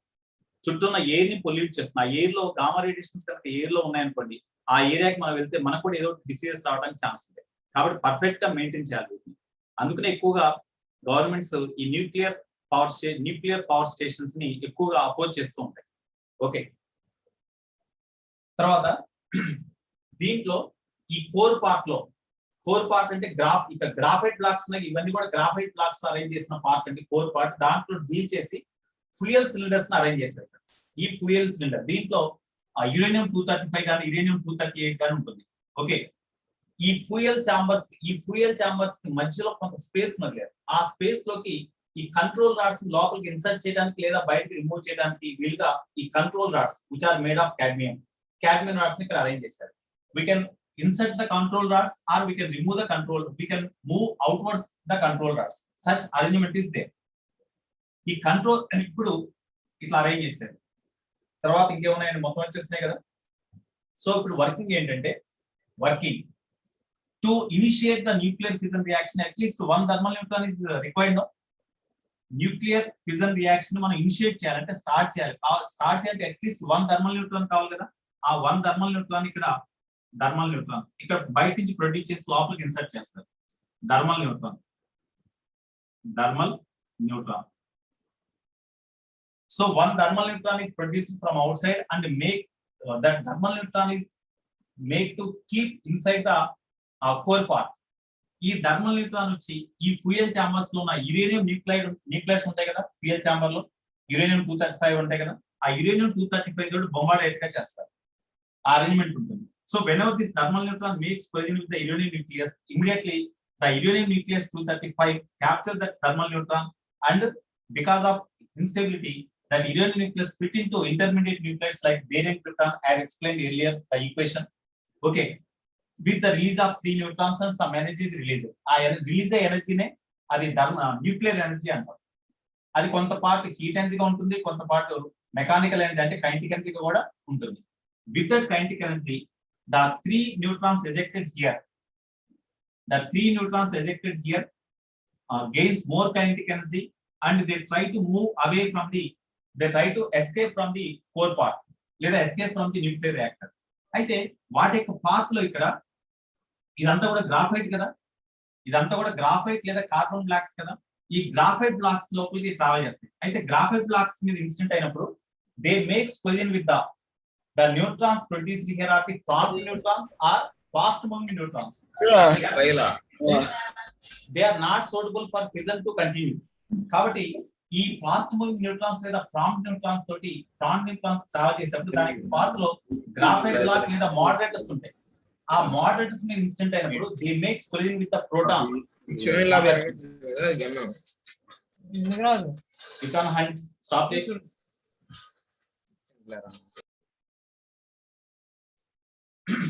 The fast moving neutrons or prompt neutrons produced here are having more energies. That's why they are not suitable for fission to take place or to chain reaction to continue.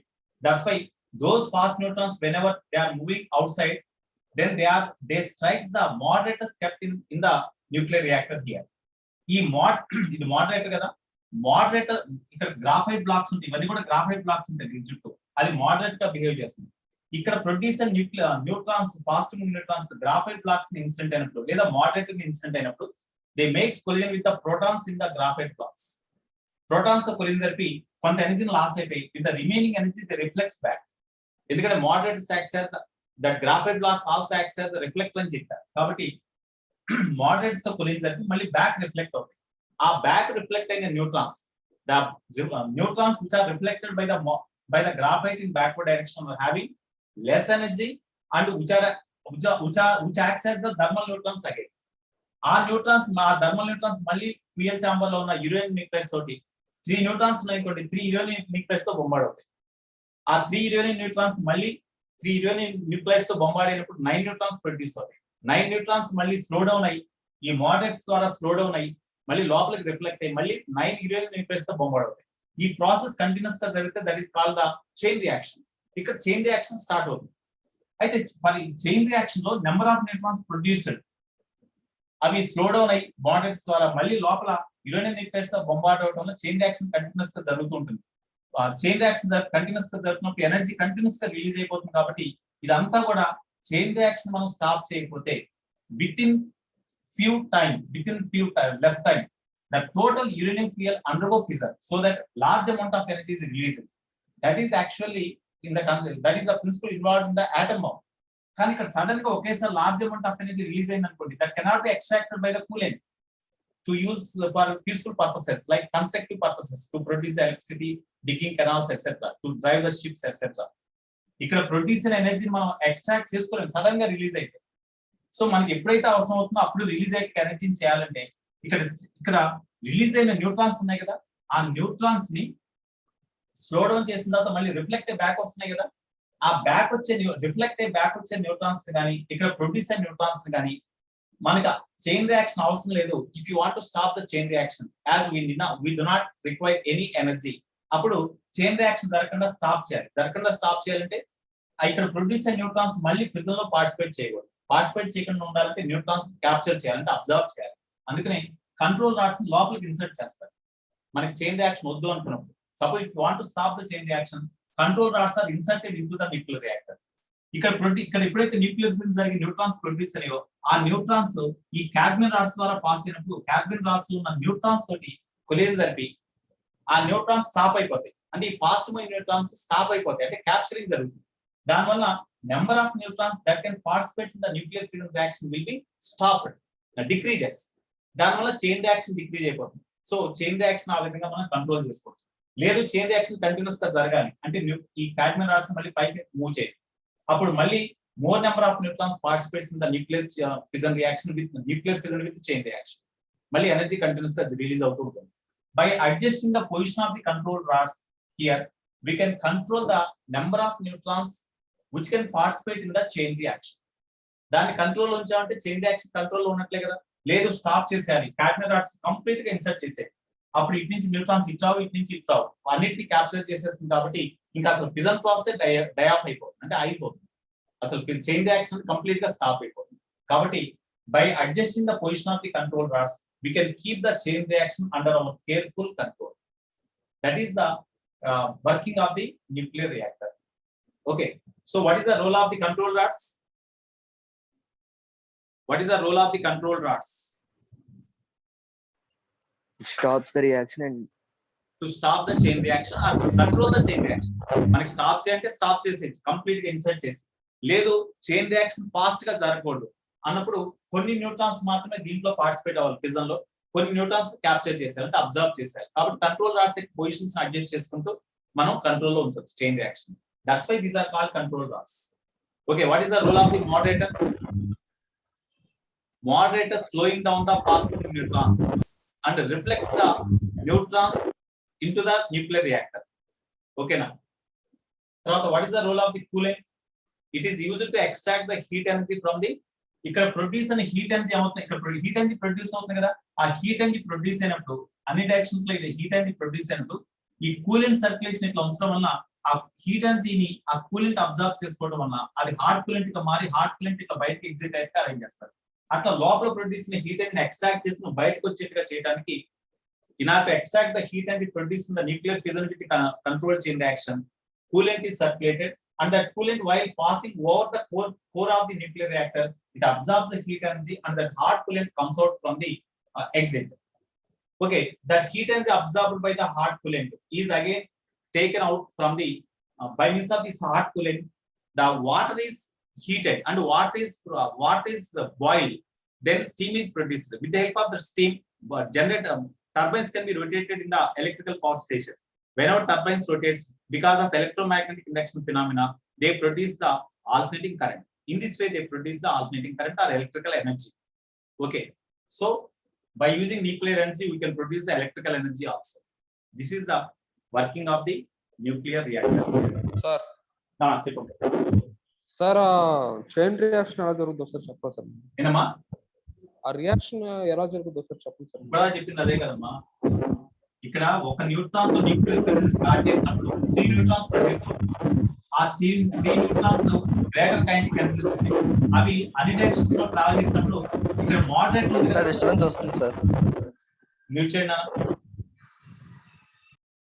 Okay, ఇక్కడ produce అయిన fast moving neutrons అన్ని directions లో travel చేస్తూ వాటికి path లో ఉన్న carbon graphite blocks లేదా moderators మీద ఇన్సిడెంట్ అయ్యి కొంత ఎనర్జీని లాస్ అయ్యి ఆ మిగిలిన ఎనర్జీతో మళ్ళీ లోపలికి రిఫ్లెక్ట్ అవుతాయి. అప్పుడే స్లో డౌన్ అయిన న్యూట్రాన్స్ లోపలికి రిఫ్లెక్ట్ అని those neutrons which are reflected by the graphite blocks and which are slowed down by the moderator acts as the thermal neutrons again they make collision with the uranium nucleus present in the nuclear fuel chambers.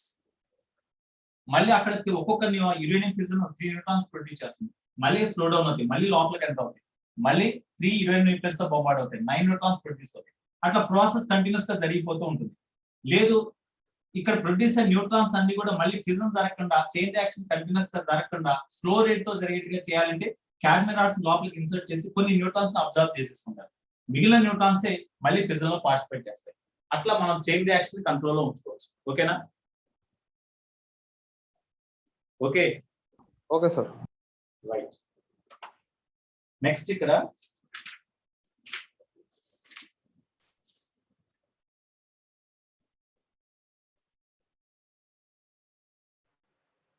Sir nuclear fuels ని reuse చేస్తారా sir? Nuclear fuels no, అవి nuclear fission జరిగినప్పుడు stable nucleus గా convert అయిపోతుంటాయి కదా. Stable nucleus గా convert అయిపోయిన తర్వాత ఇంకా వాటిని మనం మళ్ళీ వేరే పార్టికల్స్ తో బొమ్మాడేట్ గా చేసి మళ్ళీ న్యూక్లియర్ ఫ్యూయల్ గా కన్వర్ట్ చేయొచ్చు, మార్చచ్చు వాటిని. అయితే ఒకటండి, ఇప్పుడు ప్రోడక్ట్ న్యూక్లియస్ గా మారినప్పుడు, బేరింగ్ క్రిప్టాన్ గా మారినప్పుడు అవి స్టేబుల్ న్యూక్లియస్. వాటిని మళ్ళీ కంబైన్ చేయటువంటి it's requires very very lot of energy. కాబట్టి వాటిని కన్వర్ట్ చేయలేము డైరెక్ట్ ఈజీగా. It requires more energy. కాబట్టి వాటిని మళ్ళీ కన్వర్ట్ చేయలేము. ఓకేనా? ఇక్కడ బేరింగ్ క్రిప్టాన్ గా మారినప్పుడు ఆ బేరింగ్ క్రిప్టాన్ మళ్ళీ కంబైన్ చేస్తే యురేనియం న్యూక్లియస్ గా మారుతుంది. కానీ బేరింగ్ క్రిప్టాన్ లో మరి వాటిలో ఉండే ప్రోటాన్స్ యొక్క నెంబర్ ఎక్కువ ఉంది కాబట్టి రిపల్షన్ ఎక్కువ ఉంటుంది. అగెన్స్ట్ ద రిపల్షన్ ఆ రెండింటిని కంబైన్ చేయాలంటే it requires very very lot of energy. It is not so easy. కాబట్టి ప్రోడక్ట్ న్యూక్లియస్ ద్వారా మళ్ళీ మనం న్యూక్లియర్ ఫ్యూయల్ మనం తయారు చేయాలి. Okay, it is very difficult task. We can, but it is difficult task. Right. ఇప్పుడు దీంట్లో ఒక ఎగ్జాంపుల్ చూద్దామండి.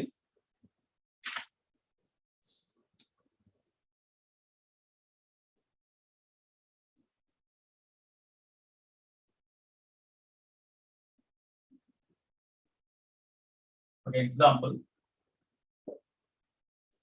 an explosion of atom bomb releases an energy of 7.6 into 10^13 joule. ఇక్కడ total energy release in the explosion of atom bomb, in the explosion of atom bomb,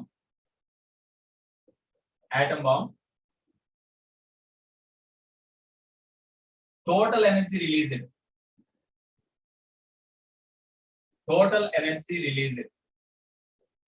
capital E is equal to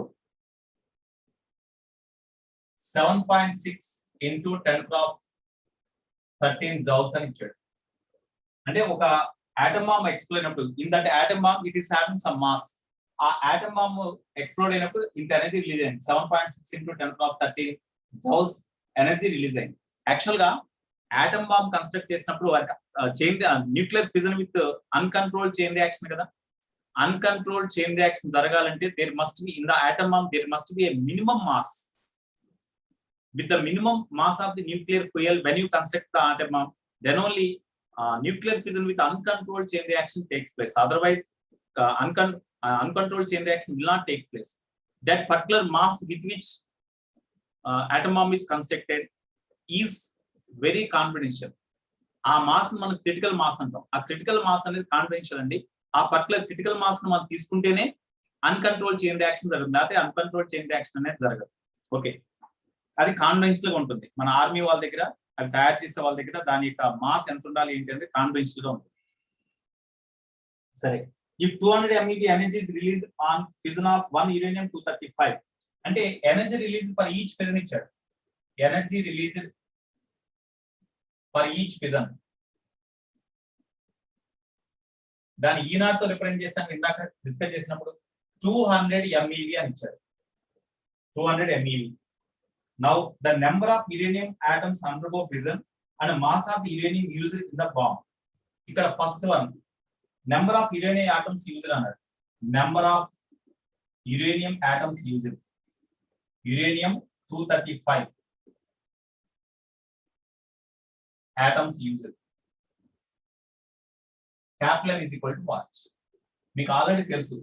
Total energy released is equal to, so if E0 is the energy released for each fission, in order to release this amount of energy by fission with uncontrolled chain reaction, how many uranium atoms or uranium nucleides are participated? N అనుకున్నాం.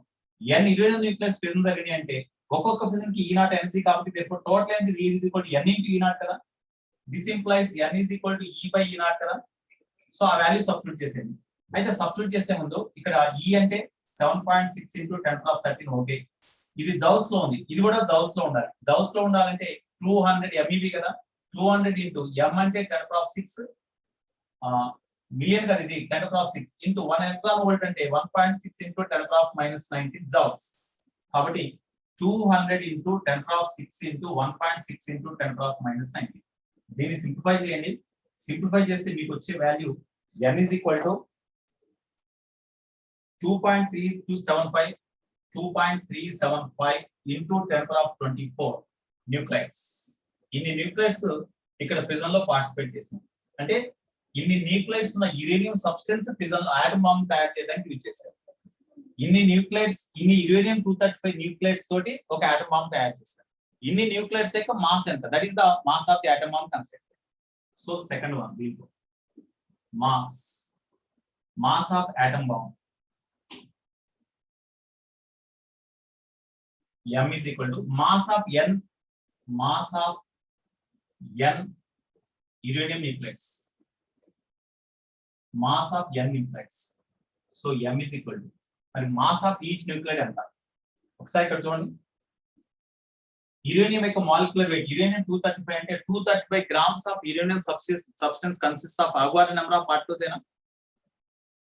Uranium 92 235 అంటే ఇక్కడ మనం use చేస్తాం uranium 92 235 కదా. Uranium 92 235 అంటే what is it mean? It is the molar mass. Atomic mass అంటే దానికి meaning ఏంటి? 235 grams of uranium sample consists of Avogadro number of nucleides అనే అర్థం ఏంటి? అవునా కదా? Nearly 940 sir. ఏనమ్మా? అదే mass 940 nearly. Uranium 235 grams of uranium substance consists of Avogadro number of particles. అంటే Avogadro number of particles యొక్క మాస్ ఇది 235 grams. మరి 1 న్యూక్లైడ్ యొక్క మాస్ ఎంత అంటే 235 grams బై Avogadro నెంబర్. ఇది ఒక యురేనియం న్యూక్లైడ్ యొక్క మాస్. మరి దీంట్లో ఎన్ని న్యూక్లైడ్స్ పార్టిసిపేట్ చేస్తున్నాయి? n న్యూక్లైడ్స్. కాబట్టి into n. This is the total mass of the uranium sample taken in the construction of the atom bomb. So ఇప్పుడు ఆ వాల్యూ సబ్స్టిట్యూట్ చేయండి. 235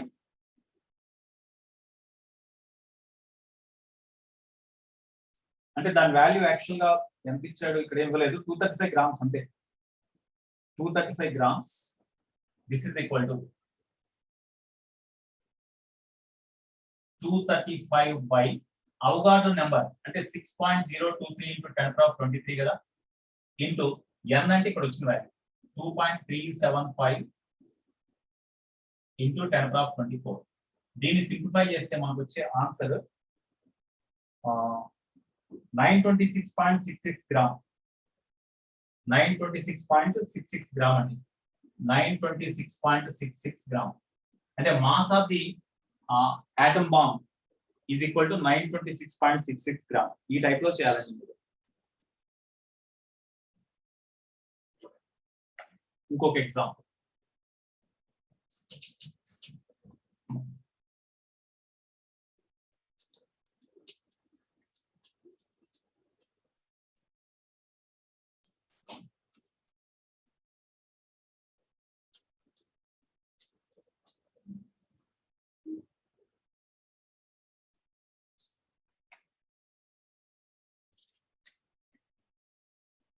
Example 1. Example 2. 200 MeV energy is released by fission from 2 grams of uranium 235. ఒక్కొక్క fission కి release అయిన energy అంటే ఈ naught కదా మనం అనుకుంది ఇక్కడ. Energy release for each fission ఈ నాట్ కదా.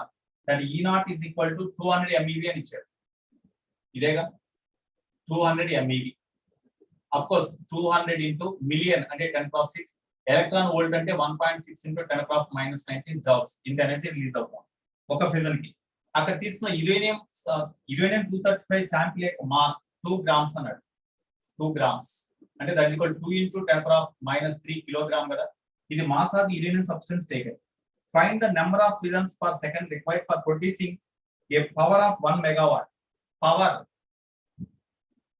Power is equal to 1 megawatt. 1 megawatt అంటే 1 ఇంటూ మెగా లేదా మిలియన్ అంటే 10⁻6 వాట్. ఇంత పవర్ ని ప్రొడ్యూస్ చేయాలంటే number of fissions per second required అంటే n/t is what? Suppose in t seconds n uranium nucleides undergo fission, then number of nucleides undergo fission per second అంటే n/t నే కదా. n/t is what? అదే అడిగింది. నీకు already power అంటే ఇందాక నీ ఫార్ములా రాశాను note points. Power is equal to total energy released by time taken. Total energy అంటే N into energy release for each fission by time. So దీని నుంచి N by T is equal to P by E naught కదా. N by T is equal to P by E naught కదా. Power ఇచ్చేసాడు, తర్వాత ఈ not value కూడా ఇచ్చాడు. ఇక్కడ సబ్స్టిట్యూట్ చేయండి, we get answer. So this is equal to power అంటే 10⁶ బై ఈ నాట్ అంటే 200 into 10⁶ into 1.6 into 10⁻⁻19. ఓకే, దీన్ని దిస్ ఈజ్ ఈక్వల్ టు ఇక్కడ 1.6 into 10⁻19 ని -19 ని డినామినేటర్ లో ఉన్న వాల్యూని న్యూమరేటర్ లో రాస్తే అంటే 1/1.6 into 10⁻⁻19 వాల్యూ ఎంత అంటే 6.25 into 10⁻18 రాసుకోవచ్చు. 1/1.6 into 10⁻⁻19 వాల్యూ మనకి ఎప్పుడు అవసరం ఉంటే 6.25 into 10⁻18 గా కూడా రాసుకోవచ్చు. సరే, దాన్ని సింప్లిఫై చేసుకోండి. You will get n by t is equal to 3.125 into 10⁻16. అంటే number of uranium nuclides undergo fission per second ఎంత అంటే 3.125 into 10⁻16. అది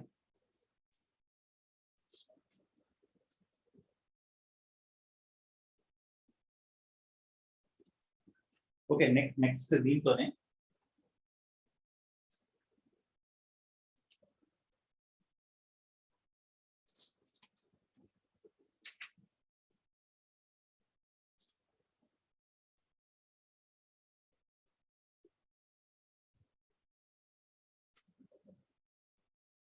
సరే, ఇక్కడ వరకు ప్రాబ్లం చేయండి, మాకు ఫాలో అవుతుంది. రైట్,